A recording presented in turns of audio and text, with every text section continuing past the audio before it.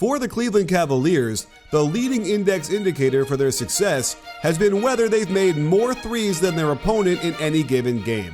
For all their weaknesses, the extra point on distance shots hides a lot of their issues. But against the Celtics in the Eastern Conference Finals, they've shot a chilly 24.6%, and it's the main reason they're down 2-0.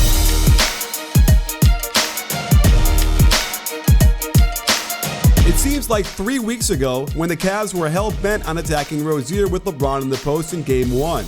And this is how they generated the most three-point attempts. However, notice that there is no cutting or movement, allowing a very prepared and active Celtics defense easy closeouts to contest. Now look at this love post-up of Rozier and how they've got two players ready to bump him out of there. Again, guys are just standing around in the perimeter and the sloppy pass gets them a terrible shot.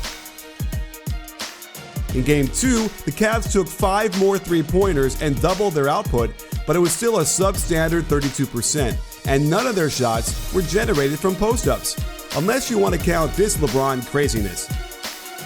The Cavs' offense radically shifted away from trying to force Rozier onto LeBron, but they still took the same amount of contested three-pointers. Utilizing the drive and kick got them the most shots, but the problem was it was slow-footed Kevin Love who was doing the driving. A poor pass to the corner allowed Horford enough time to contest to what would have been an open corner three for Smith, and this drive was cut off so short that the defense didn't have to move much to contest this long one. On this LeBron drive off the pick and roll with Thompson, Baines can sink down to clog the lane, and Marcus Smart is an expert at the stunt and recover, harassing J.R. Smith into a tougher shot. And Jeff Green gets into the middle, forcing a radical shift by Smart, but another off-target pass forces LeBron into a tough catch. He had plenty of time to create, but settles for the contested 32-footer. The one area the Cavs generated the most open looks was in transition. Of their 8 transition threes, 5 of them were open, so this is one area they need to capitalize on. Pushing the pace will get them more of these looks, but the problem is their pace has slowed to a crawl in the conference finals.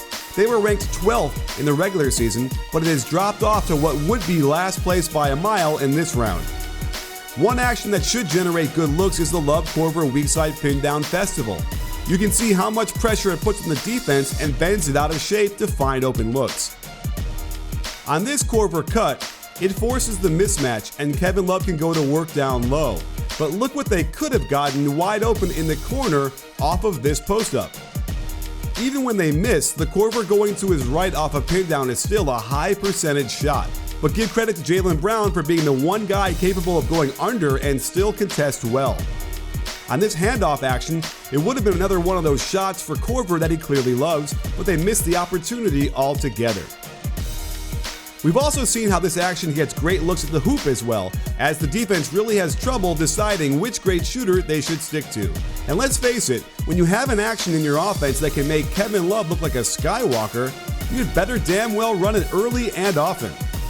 The slip LeBron ball screen into pin down should get open looks for days, but a combination of great defensive effort and poor execution leads to some real missed opportunities and ultimately more stagnant LeBron, directly leading to another tough step-back contested shot taken when there was enough time on the clock to get a better look somewhere else. LeBron has missed the most threes, and a big problem is the offense itself. He almost never cuts anywhere, leading to a very stagnant attack, and this defense can then load up on the ball and recover knowing where they left their men. Unfortunately for the Cavs, this fact won't change as long as LeBron is there.